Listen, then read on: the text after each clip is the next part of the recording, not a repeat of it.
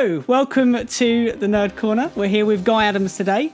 How are you? I'm very well. Thank you for coming on the show. It's a very lovely corner. It's very nice. It is a nice corner. We kind of variate between corners, so don't get used to it. But anyway, we're here to talk about, well, what do you do? Tell me about yourself.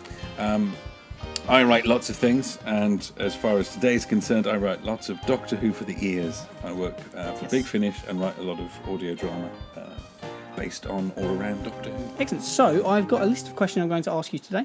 Okay. To begin with, today we had a release which was Class. So Class came out Volume 1 and 2 for Big Finish. Now let's talk about Class. So this particular adventure you wrote had Ace in, so you know, Seventh Doctor companion. So Ace and Quill, how was it writing for them? It was great fun. I mean, it was. I got a little bit previous experience with Class. I did a book. My partner and I, and a friend of mine, James Goss, who also does a lot of audio stuff for Big Finish. We'd all written novels based on the TV show. So when producer Scott Hancock was putting the series together, he asked me if I'd like to do something, and I really loved Quill. Quill's just poison. She's evil. Quill's just wonderful. Well, she's not evil. She is kind of evil. She's a lovable evil. No. You know, like No. I would say she's lovable evil. I know you would, I would Patrick, love but her. at the same time, you've clearly got some issues. Yeah, maybe. And I think the idea of this woman that's being really, really mean to you is just making you smile. She's, end of the day, it's not, you know, she's got something in her head making her do this stuff. Like, well, not, you know, I mean, she just wants to be free, you know. She's had a hard life. You know, I'll Charlie's give you that. not giving her a break. So, but no, this episode you've written is fantastic. Well, I love how you've Remembrance of kind. Daleks back to 1963 with Charlie, and a bit with the police officer was brilliant as well. It's just the whole thing. Just well, it was a fun idea. It was just to try and sort of embed the story in the world of Remembrance of the Daleks, just peripherally, really, but because they both take place in the same building. It's also nice as well. Like, I mean, with the Daleks as well, with Big Finish, you get a lot of newer Daleks. But even when you listen to it as well, you're like, oh, this is a Dalek from Remembrance of Daleks. You know, you can, even though you can't see it, but you know, I love it. That's what. Well, we have the larynx of Nicholas Briggs. You see, when you have that throat. Yeah. You know, you're unstoppable when it comes to Dalek abilities. Yeah. But I really liked the idea. It was a big thing for me to be able to feature adult Ace. I'd wanted to do do that for a while. And you tied it in as well with the Sarah Jane Adventures, where she was all like, you know, that was the charitable, thing, really. Yeah. So because I'd done some stuff with Jo Jones before in other stuff, and I really liked writing, you know, the adult version, but the of course, the sort of contemporaneous. Is Definitely. That even the pronunciation of a word? But version of Ace, so because that was mentioned. And then you also had young Ace as well, obviously making an appearance too. Well, in 1963. So when you've got a Sophie Aldred who has clearly got her own throat in an attic somewhere and can still sound the same as she always did, then why not use her? Ace. Good. Had to do it. So you're actually working on quite a lot of Big Finish at the moment. Yeah. So we're going to get through this. So question 2 I've got for you here. So you worked on Torchwood Believe. Yeah. So it's a good 10 years after, you know, bringing the original cast back together. How was it writing for the original characters? So Owen and... it was great because I hadn't done Owen and Tosh before. I'd written for because I've done a few novels and I've done a few you did Torchwood Torchwood Outbreak as well. Yeah, I did Outbreak and to be able to write for Owen and Tosh was good, and to give them such a lovely, easy, dramatic ride. It's the storyline with Owen and Tosh is miserable, really quite painful. But it was good fun, and it was nice to do a big epic story that wasn't just going to be sort of worlds dying and explosions. It was something a bit more character-led, a bit more emotional. Hopefully, that was what I wanted to try and do. As you said, we'd done Outbreak. That was big, apocalyptic stuff. Oh, you think brilliant. you're going to do another big story. You've got to make it a bit more. You can't keep trying to up that, so take a different direction. It was a nice story, but you are also working on Torchwood Series 6, I believe. I am. Yeah. Anything you can tell us about the new series? It's about someone who records videos for the internet. Okay. And how evil they are.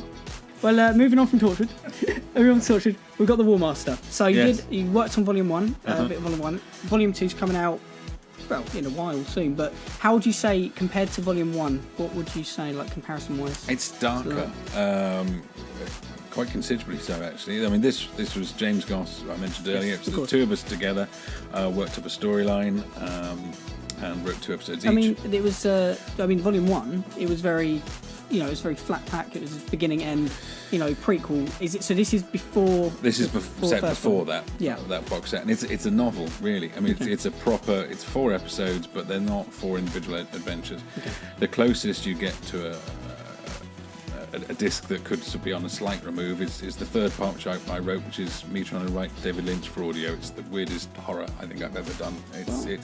I'm really proud of it. I do prefer it when with Big Finish, when you have box sets that intertwine everything. So you look at Unit Series, for example, which we will talk about in a minute as well. Unit Series, we had one unit box set which wasn't a kind of continuation story, and it's just it's better when you got it all together. But talking to Unit though, anyway, if we continue with Unit. So Unit Series, how do you familiarise yourself with characters like, say, Sam and Josh that aren't on TV? So you got Osgood and Kate, but those sort of characters, it's difficult when it's difficult if you haven't been able to hear the performances. For me, writing audio is easy. I just hear the voice, and so having been in studio and listened to Warren and James, it's really easy for me to write those characters because I know them really well. As a writer beforehand, if you don't, it's down to you to kind of understand and talk to the script editor to get who those characters are and what those voices are. And it's the script editor's job to pick you up if you fall over, really. But as soon as you've heard the performance once, you're there. It's easy. I mean, Unit, the last Unit was brilliant with obviously the Master and just and the Cybermen. That was fantastic. And it was new Cybermen as well, which for Big Finish was you could hear that they were the newer Cybermen, which I really enjoyed. So my final question: so you're working on Ravenous 2, Paul McGann. Yep. Anything you can tell us about the story you're writing for that? I believe you're writing the 4th. I'm writing the 4th. I'm writing the sort of culmination of that set, and it's a big step. Ravenous have been hinted at so far in that. No more hinting. Yes. Okay. Because obviously in the first the first volume was all about the Candyman, and it wasn't really. Yeah, it wasn't more about the Ravenous, but. No, it changes, and it's kind of my love letter to Haunting of Hill House by Shirley Jackson as well. Okay. Because I love a good haunted house, and I thought a haunted house story that's a haunted house that's a TARDIS. That sounds fun. Okay. But again, it's me doing horror, and it's hopefully it's creepy, hopefully it's fun. Yeah. I got to play the Doctor during the recording of that set as well, which was fun. Just to stand in. Yeah. That's a little behind the scenes thing. That's brilliant. Occasionally with your cast thing, you can't have everyone in it all day, so I read in some lines. I got to be the 8th Doctor, Patrick. Can you give me some Doctor vibes now? Can you try and I'm your companion? Patrick. Come on, let's. You're my companion as we journey through the universe together. Oh God! Give me the speech. What am I in for? Well, there are worlds out there, Patrick, where they will forgive you anything. Okay. Come on, we'll go there first. Ravenous, you got the 11. Yeah. Great character. You've written for the Master as well. Yeah. How do you compare writing the two? Completely different. I mean, the Master, especially the War Master, is wonderfully pragmatic. He will kill you, but only because he wants the book that you're blocking on the shelf behind you. Whereas, I mean, the 11 is just the most wonderful idea. The idea of a Time Lord who keeps all of his personality. I've written for the 11. I've written for various for the 12. I've written for various versions of that character, and I always have to have a list to remember which voice is which. I'm sure Mr. Dorney and Mr. Fitton can remember, but my brain is awful. I have to have a list, but it's good fun. Also, we were talking about this a little bit earlier. So you're working on Legacy of Time Big Finish anniversary. What can you tell us about this? Well, it's Big Finish's huge crossover, celebrating 20 years, and it is properly epic. I wrote 2 of them. I script edited a 3rd. So what are yours about? If you can, or it's just you don't need to give us full details. About 60 minutes each. Yeah. And that's probably all I can tell you. Okay, that's fine. Well, I look forward to hearing from more of you about that. You are also writing a Big Finish original as well. I am. I would like to talk in more detail in full about that another point, but what can you tell us about that? It's called, the series is called Blind Terror, and this hopefully it's successful enough, we'll get to do a few horror stories.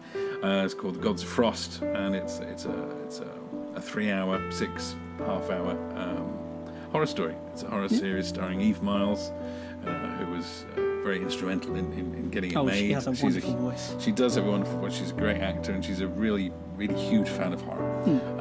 I've written some horror for her. She wanted me to do something original for her, so that's how this came to be. That's good. I'm looking forward to turning off the lights and just giving it a go. Do you recommend turning off the lights, or I'm a bit scared? Do you think I should leave them on? You're a bit scared? Yeah, I get a bit scared. Yeah. No, Turn off the lights. Turn off the lights. Yes, Okay. definitely.